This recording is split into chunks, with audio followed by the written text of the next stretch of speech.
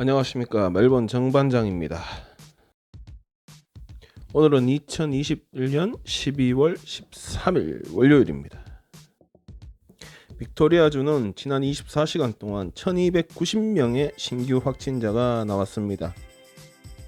다른 숫자는 딱히 변동이 크게 안 보이는데 요 며칠 전부터 중환자 숫자가 점점 늘어나고 있습니다. 지금 현재 77명이 중환자실에 있습니다. 오늘도 의식의 흐름대로 뉴스를 한번 보겠습니다. 주말 동안에 연방정부가 어제죠. 코비드-19 세 번째 샷, 일명 부스터샷 접종 시기를 2차 접종 후에 6개월이었는데 5개월로 한 달 앞당겼습니다. 그레이그 헌트 연방정부 보건장관은 자기도 이제 부스터샷 맞으면서 말하기로는 이스라엘에 자료가 많지 않습니까? 그 자료를 이렇게 분석해 보니까 이 부스터샷을 맞으면 감염 그 확산 속도도 상당히 떨어지고 또 걸린다고 하여도 중증으로 거의 안 가고 당연히 사망률도 떨어지더라. 그래서 맞기로 했다. 5개월도 괜찮다. 이런 말을 했습니다. 정부의 이제 보건 면역하고 예방 접종 등의 조언을 해주는 아타기 승인 절차도 하고 있죠. 여기서도 오미크론 변이에 대처하기 위해서는 부스터는 꼭 필요한 선택이다라고 이제 결정을 하였습니다. 그러면서 이제 모더나도 부스터 샷으로 승인이 되어서 이제 호주에서는 부스터 샷을 맞으려면 화이자나 모더나 둘 중에 하나 이렇게 선택해서 맞을 수 있게 되었습니다. 다만 mRNA 백신 계열을 이제 어떤 이유에 의해서건 맞을 수 없는 경우는 아스트라제네카를 부스터샷으로 선택할 수도 있습니다. 한때 1, 2차 접종 간격이 막 늘었다 줄었다 하면서 어떤 이게 약효보다는 무슨 공급 라인에 연관돼서 조정되는 거 아니냐, 그러니까 약효는 지금 무시되고 있는 거 아니냐 이런 얘기도 많았었는데 어제 안 그래도 그런 질문을 받았습니다. 지금 공급 라인에는 문제가 전혀 없다. 문제가 전혀 없고 글자 그대로 우리 소위 하는 말로 약발이 딱 5개월 정도면 괜찮기 때문에 좀 빨리 서두르겠다. 이렇게 얘기를 했습니다. 저는 2차 접종이 8월 25일에 끝났으니까 5개월이면 1월 25일. 그러면 26일이 공휴일이니까 거의 평가 하루 이틀 내면 거의 연휴로 놀 수 있을 것 같습니다. 두고 봐야 되겠네요. 퀸슬랜드 주정부가 주 경계선을 완전히 틀어막은 지가 한참 됐습니다. 141일째인가. 그런데 오늘 새벽 1시부터 해서 경계를 풀었습니다. 어제 저녁부터 이제 퀸슬랜드에 들어갈 수 있는 퀸슬랜드 엔트리 파스 웹사이트를 오픈하고 이렇게 절차를 거쳐서 거기서 이제 승인만 받으면 들어갈 수 있도록 조치를 하였습니다. 자기들 나름대로 이제 헛스폿이라고 정해놨죠. 이제 헛스폿에서 들어온 사람들 용이 있고 헛스폿 아닌 데서 들어오는 사람들 용이 있고 그렇습니다. 헛스폿보다 더 위험한 곳, 그러니까 고위험 지역 이런 정도 이제 해석이 되는 지역에서 들어오는 거는 아직도 제한 조치가 많이 남아 있어서 거의 들어갈 수 없다고 보시면 됩니다. 빅토리아, 특히 이제 멜번 대부분 지역은 이제 헛스폿으로 지정되어 있습니다. 그러니까 그 퀸슬랜드 엔트리 파스 중에 헛스폿 용을 이렇게 링크를 들어가서 승인을 받으면 이동하는데 문제가 없겠습니다. 들어가서 14일 격리 이런 거 없어요. 그냥 들어가면 그냥 놀면 돼요. 다만 이제 퀸슬랜드에 도착하는 시간으로 기준 잡아서 72시간 전에 테스트를 받아가지고 음성 결과를 받아야 합니다. 그걸 제시해야 되고요. 또 너무 당연한 얘기라서 처음부터 말을 못했는데 백신을 다 맞은 경우여야 합니다. 자, 다시 정리를 하면 백신 다 맞은 사람 중에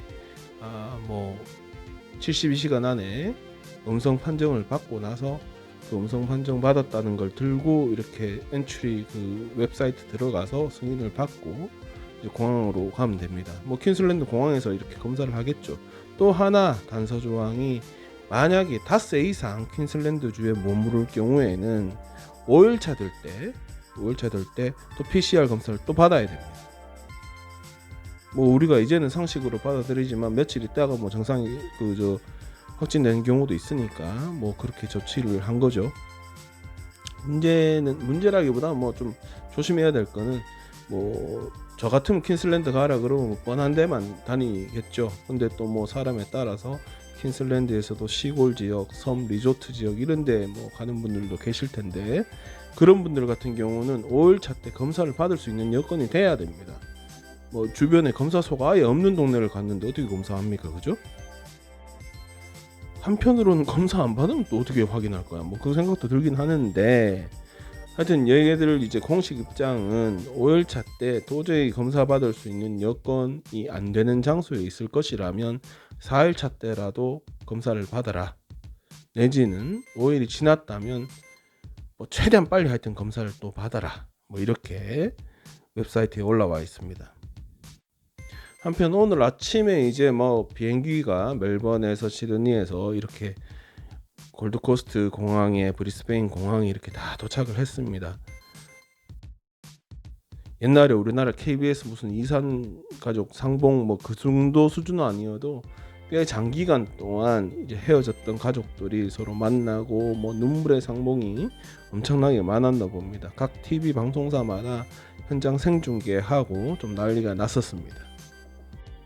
같은 나라 아닌데도 뭐가 좀 이렇게 있다고 이렇게 막 다른 나라처럼 서로 갈려서 사는지는 잘 이게 뭐 그렇게 해야 되나 뭐 이런 생각도 좀 들고 이제 와서는 뭐 그렇습니다. 좀 하여튼 모쪼록 휴가를 떠날 준비를 하시는 분은 도움이 되었으면 좋겠습니다. 아까 말씀드렸죠. 퀸슬랜드 엔트리 파스를 받아야 됩니다. 연방 정부에서는 하여튼 뭐 이렇게 오픈을 이미 했으니까 앞으로 또 뭐 다른 핑계라기보다 다른 일이 있다고 해서 서로 막 닫고 하는 일이 좀 없었으면 좋겠다. 지금 이거 다 열려야지 어떻게든 국가 재정이나 뭐 경기가 좀 회복이 될 텐데 뭐 시도 때도 없이 서로 닫고 열고 이러면 뭐 어떻게 하겠습니까? 열 때 뭐 무조건 좋아지는 것도 아니잖아요.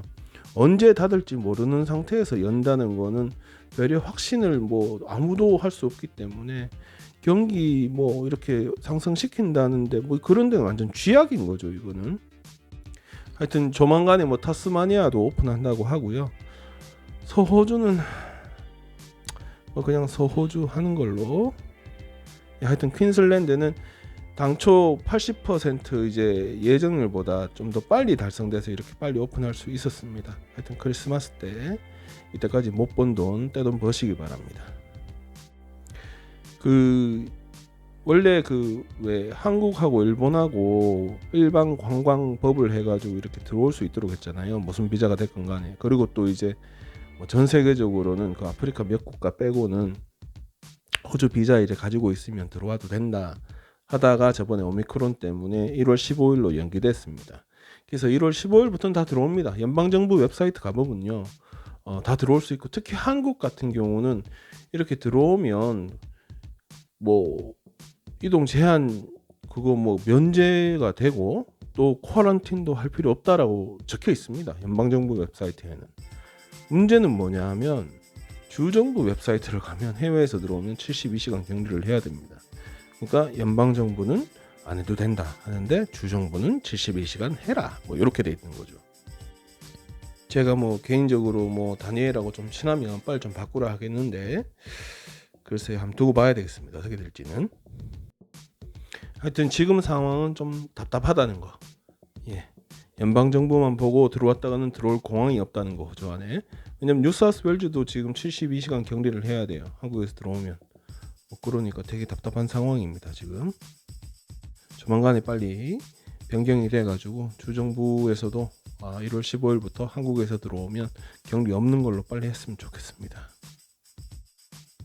뭐 스콧 모리슨이나 뭐 조시 프라이든버거나 뭐 재무장관 이 사람들 입장에서 빨리 연방정부 조치를 주정부에서 좀 따라줬으면 좋겠다. 오미크론 별거 아니다. 뭐 이런 식으로 인터뷰는 했습니다. 뭐 근데 아시죠? 그런 말 하면 할수록 더 말 안 듣는 거. 예, 그렇습니다. 그런데 여러분들 아시겠지만 어제 문재인 대통령이 도착했습니다. 뭐 어떻게 되는지 몰라도 3일 격리는 하지 않습니다. 뭐 자세한 일정은 없지만 뭐 캔버라에서 정치인들 만나고 또 연방 총독이라고 하죠. 뭐 그런 사람들도 만나고 또 특히 제일 중요한 거 한국전 참전 용사들하고 식사도 하고 또 한국전 참전 용사비를 또 헌화하고 이런 일정이 있고 그 다음에 시드니로 올라가서 뭐 교포를 만날 수 있으면 만나는 일정도 있을 것 같습니다. 하여튼 이번 방문으로 에너지 분야와 방산 분야에 한국이 좀 돈 많이 벌어가고 또 중국이 비워놓은 수많은 구멍들을 한국이 덮어주면서 양국가가 좀 더 친밀해지는 계기가 되었으면 좋겠습니다. 뭐 개인적으로 멜번을 안 오니까 참 아쉽기는 합니다. 멜번 오면 그래도 한번 나가서 인사 한번 드리고 싶은데. 예, 지금 연말 되면요, 그 여기저기 뭐 파티를 하는 사람들이 많죠. 그런데 이제 전 세계적으로도 그렇고 호주는 특히 또 그런 게, 호주가 샴페인 같은 경우는 소비량이 굉장히 큰 국가 중에 하나인데 지금 샴페인 공급이 되게 안 되고 있다고 합니다. 특히 이제 샴페인 중에 대표적인 고급 샴페인 브랜드 돈페리뇽 같은 경우가 지금 물량이 많이 모자라고, 뭐 호주에서 제일 큰 보틀샵이라고 보는 댄머피 같은 경우가 이번에 마지막 물량이 배달됐다고 합니다. 그러니까 요거 떨어지면 뭐 거의 못 구하거나 아니면 뭐 동네 쪼매난 뭐 보틀샵에 남아있는 재고 어떻게 쓸어오거나 이래야 되겠죠. 물론 뭐 제가 한 병에 뭐 200~300불씩 하는 거를 뭐 사 먹을 리는 없지만 혹시 드시는 분들은 감안을 하셔야 될 것 같습니다. 뭐 한편으로는 이게 전화위복이 될 수 있는 게, 호주 같은 경우 특히 이제 빅토리아주 같은 경우도 그 와이너리가 피노노아, 그 포도 품종이 피노노아를 많이 이제 수확을 하는데 그걸로 주로 그 샴페인을 만들거든요, 프랑스에서는. 그래서 빅토리아주 와이너리들도 이 발포성 와인, 스파클링 와인, 버블 여기 되게 강합니다. 그래가지고 요번에 되려 고급 프랑스 샴페인이 없으면서 그 대처할 수 있는 용품으로 빅토리아산 스파클링 와인이 좀 이렇게 뜨지 않겠는가, 요런 기대를 많이 하고 있다고 합니다. 물론 뭐 샴페인 애호가들은 야 뭐 갖다 댈 걸 갖다 대라 하겠지만, 뭐 그렇게 뭐 맛이 크게 상관없는 사람들 같은 경우는 되려 가격 저렴하고 또 로컬 비즈니스를 살릴 수 있는 계기이기도 하니까 뭐 나쁘지 않은 선택이라고 저는 개인적으로 생각을 합니다. 아시는 분은 아시겠지만 그 프랑스의 쌍파뉴라고 하죠. 쌍파뉴 지방에서 만든 거품 있는 와인들만 샴페인으로 부를 수 있습니다. 그러니까 누가 호주산 샴페인 이러면 좀 무식하다, 아니 센스 없다, 잘 모른다, 뭐 이렇게 판단하시면 됩니다. 여러분들은 그러니까 그러면 안 됩니다. 그럼 야라벨리에 갔다가 사온 그 거품 보글보글 나는 건 뭐라고 부를까요? 그냥 호주산 스파클링 와인이다, 뭐 이렇게 부르시면 됩니다. 좀 길지만 그걸 샴페인이라고 부르면 안 됩니다. 그러고 보면 옛날에 우리 뭐 저하고 연배가 비슷한 분들은 동네 나이트클럽 이런 데 가면 생일이면 나이트클럽에서 오스카 샴페인이라고 한 병씩 줬는데 그것도 잘못된 거죠. 한국에서 샴페인을 만들 수 없죠. 아까 얘기 드렸죠. 프랑스 쌍파뉴에서 만든 것만 샴페인이라 부를 수 있다. 하여튼 댄머피는 이제 급하게 리미트를 만들었습니다.